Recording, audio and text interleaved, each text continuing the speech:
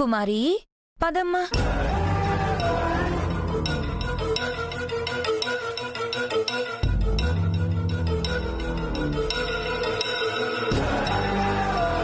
హర్ష, 2 రోజులు ఎలాగోలా సర్దుకుందావురా, గొడవలొద్దు. ఏంటమ్మా సర్దుకునేది? మనం ఏమన్నా అడుక్కునేవాళ్ళమా ఎక్కడ పడితే అక్కడ ఉండడానికి? అయినా వాళ్ళేం 2-3 రోజుల్లో వెళ్లిపోయేలా లేరు, ఇక్కడే మకాం వేసేలా ఉన్నారు. అందుకే కావాలని ఇలా చేస్తున్నారు. అవునత్తయ్య, ఆయనకు అసలు కాలెలా విరిగింది?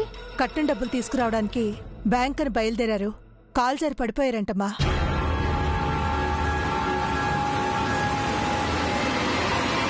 కట్నం డబ్బులు, బ్యాంకు, కాలు జారటం. అర్థమైంది, చెప్తాను వాళ్ళ సంగతి.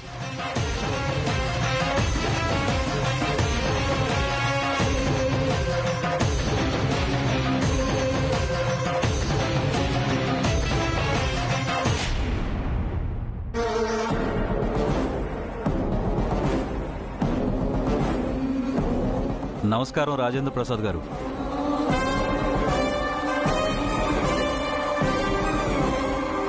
నా పేరు దేవుడయ్య, రియల్ ఎస్టేట్ బిజినెస్ చేస్తూ ఉంటాను. మీతో ఒక ముఖ్యమైన పనిపడొచ్చాను. కూర్చోండి. నేను మీకు తెలుసో లేదో కానీ మీరు నాకు బాగా తెలుసు. మీరు నాకు తెలియకపోయినా మీ అబ్బాయి చేసిన న్యూసెన్స్ని న్యూస్లో చూశాను. పళ్ళున్న చెట్టుకే రాళ్ల దెబ్బలని మీకు తెలియందేముంది ప్రసాద్ గారు. మా అబ్బాయి తప్పేం లేదు, ఆ అమ్మాయి డబ్బుల కోసం నాటకాలు ఆడుతుంది. ఆ పీడ వదిలించుకుందామని ముంబై నుంచి పెద్ద లాయర్ని పిలిపించినా ప్రయోజనం లేకుండా పోయింది. మీ కోడలు దివ్య ముందు మా లాయరు సూర్యుడి ముందు దివిటీలా వెలవెలబోతుంది. ఎలాగైనా నా కొడుకును జైలుకు పంపించాలని మీ కోడలు కంకణం కట్టుకున్నట్టుంది. నేనెంత చెప్పినా వినట్లేదు. కాస్త మీరైనా చెబుతారని తను మీ మాట వింటుందన్న ఆశతో వచ్చాను. క్షమించండి, న్యాయం ఎటువైపు ఉంటే నా కోడలు అటువైపే వాదిస్తుంది. ఈ విషయంలో నేను ఎలాంటి సహాయం చేయలేను. సార్, న్యాయం మనవైపే ఉంది. ఆ అమ్మాయి పెద్ద ఫ్రాడు. ఆ అమ్మాయిది ఒక దొంగ ఫ్యామిలీ. మీ చిన్నబ్బాయిని మిమ్మల్ని అన్పాపులర్ చేయడానికి ప్లాన్ చేసి కోర్టుకి ఇచ్చారు కదా, అలాగే ఇప్పుడు ఈ అమ్మాయి నా పరువు తీయాలని చూస్తోంది. అది తెలియక మీ కోడలు ఆ అమ్మాయి తరపున వాదిస్తుంది. ఇప్పుడు నేను పడుతున్న బాధ ఒకప్పుడు మీరు పడ్డారు కాబట్టి నేను మీకు ఎక్కువ చెప్పాల్సిన అవసరం లేదు. మీ కోడలు ఈ కేసులోంచి విత్డ్రా అయితే మా పరువు దక్కుతుంది. మీకు ఎంత డబ్బు కావాలన్నా ఇస్తాను.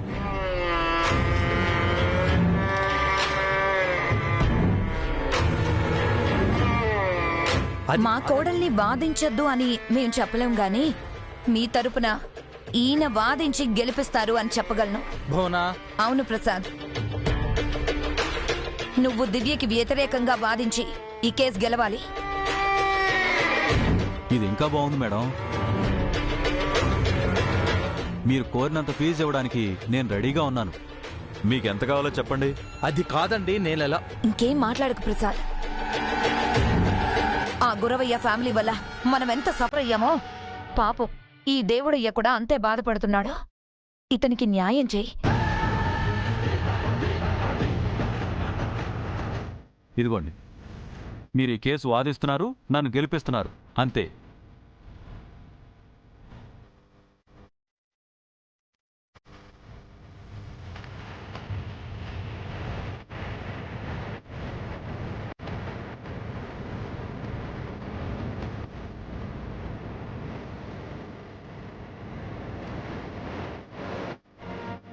మీరు ధైర్యంగా వెళ్ళండి దేవుడయ్య గారు. న్యాయం మీ వైపు ఉంది, గెలుపు కూడా మీ వైపే ఉంటుంది. చాలా సంతోషం మేడం. ఉంటాను సార్.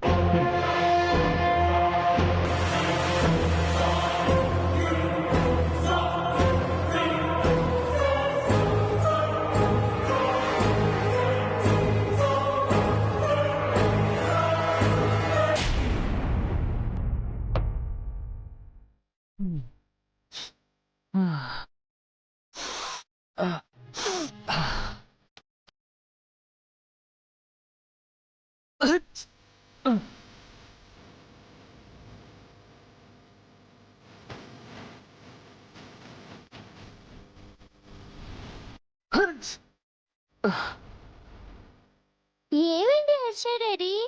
జలుబు చేసింది బంగారం, ముక్కులు పట్టేసాయి. ఓహో,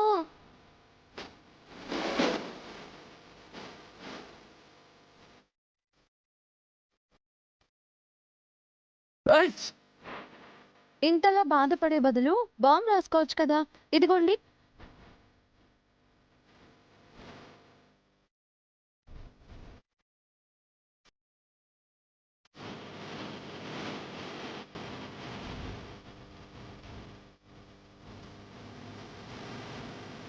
పర్లేదా?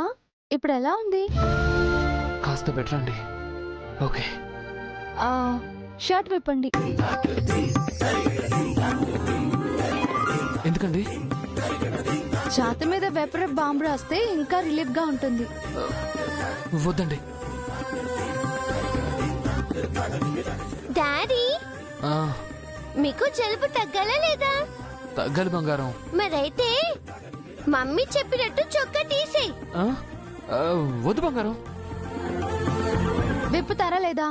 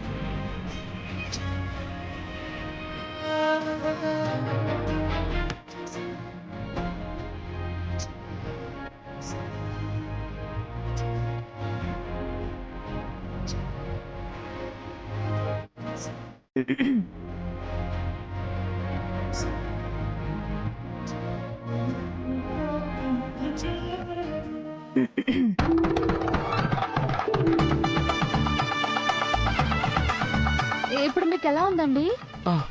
బాగుంది.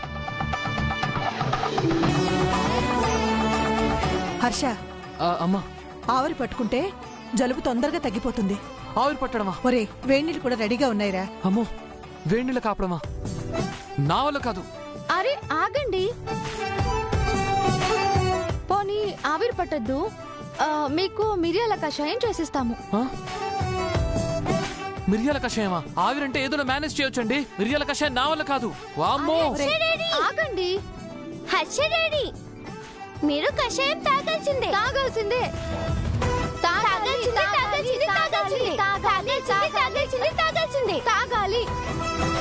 మిరియాల కషాయం తాగాల్సిందే. అవును, తాగాల్సిందే. నా వల్ల కాదు. అమ్మ ఏంటమ్మా ఇది? నువ్వు కూడా. తాగాలి.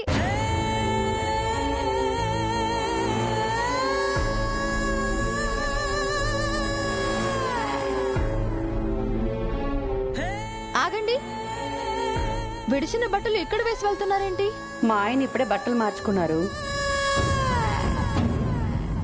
ఆ రూమ్ లో వేయడానికి ప్లేస్ లేదు, అందుకే ఇక్కడ వేశాను.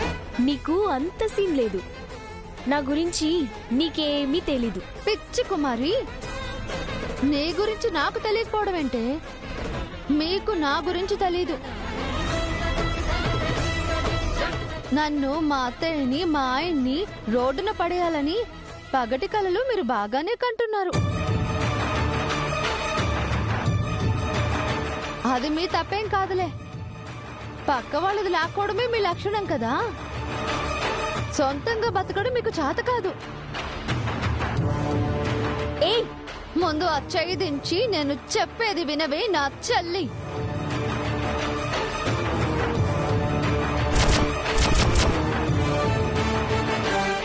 అనుకుంటే మనం ఎక్కడైనా సర్దుకుంటాం. నిజంగా మీ నాన్న కాళ్ళే విరుగుంటే బాబాయ్ అన్న బంధుత్వంతో ఈ గదిని మేమే వదిలేసి ఉండేవాళ్ళం. కానీ మీరు మమ్మల్ని ఇబ్బంది పెట్టాలనే ఇదంతా కావాలని చేశారు. ఇది నాకు అస్సలు నచ్చలేదు. ముఖ్యంగా ఇది మా అత్తయ్య గది. సంవత్సరాలుగా తను ఈ గదిలోనే సర్దుకుపోతుంది.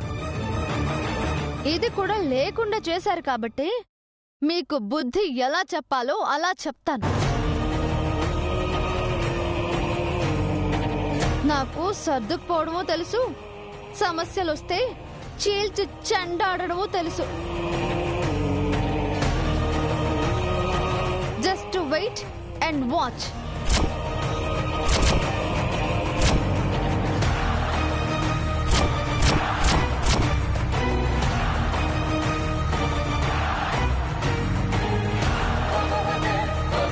తయారు తయారు. అనవసరంగా ఓవర్ యాక్షన్ చేశానంటావా? అదేగా కుమార్ చెప్పింది. ఇప్పుడు చూడు ఏమైందో. ఎవరికంట పడకూడదో వాళ్ళకంటే పడ్డాం. ఆ దివ్య ఏం చేస్తుందో ఏమో. మా అత్తయ్య మన వైపు ఉన్నంతసేపు ఈ దివ్య మనల్నేమీ చేయలేదమ్మా. మీరు అనవసరంగా భయపడకండి. మీ అత్తయ్య దీపుల సంగతి సరేనమ్మా. మీ శోభన్ బాబు మామయ్య మాటంటే మాటే. ఆయనకి నా కాలు విరగలేదని తెలిస్తే ఇక అంతే సంగతులు. ఎట్టి పరిస్థితుల్లోనూ మావయ్య గారికి ఈ నిజం తెలియకూడదు నాన్న.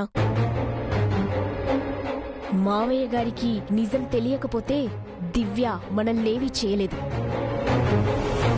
ఏదేమైనా దివ్యతో చాలా జాగ్రత్తగా ఉండాలి.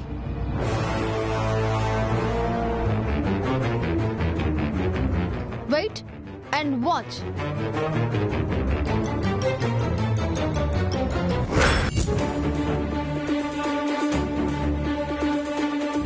ప్రసాద్ గారు, మీరు తప్ప మాకు వేరే దిక్కులేదు. మీ కొడుకు కోడలు పాలేవో నీళ్లేవో తెలుసుకోలేకపోతున్నారు. ఆ గురవయ్య కుటుంబం బారి నుండి మీరెలా బయటపడ్డారో ఈ గీతపేడ నుంచి మమ్మల్ని కూడా మీరే బయటపడేయాలి. వీలైతే కోర్టు బయటే మీ కొడుకు కోడలతో మాట్లాడండి. You don't worry. కుదిరితే కోర్టు బయట, కుదరకపోతే కోర్టు లోపల మిమ్మల్ని న్యాయాన్ని కాపాడే బాధ్యత నాది. థ్యాంక్ యూ ప్రసాద్ గారు. Thank you sir.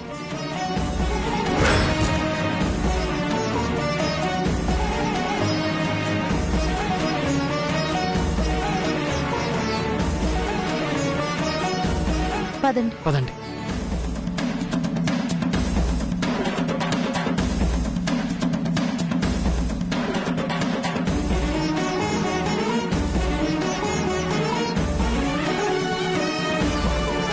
నాన్నా, మీరు? అవును బాబు, మీ నాన్నగారే ప్రస్తుతం మా లాయరు.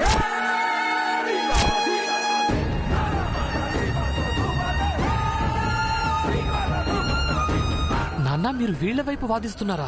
న్యాయం వైపు వాదిస్తున్నాను హర్ష. మీరు పొరబడుతున్నారు మావయ్య. ఈ తండ్రి కొడుకులు కలిసి గీత అనే ఒక అమ్మాయికి అన్యాయం చేస్తున్నారు. లేదమ్మాయి, నువ్వే పొరబడుతున్నావు. ఆ అమ్మాయే డబ్బు కోసం వీళ్ళని చీట్ చేసింది. నాన్న, అసలైన క్రిమినల్స్ వీళ్లే నాన్న. మమ్మల్ని వ్యాన్తో గుద్దించి చంపాలని చూశారు.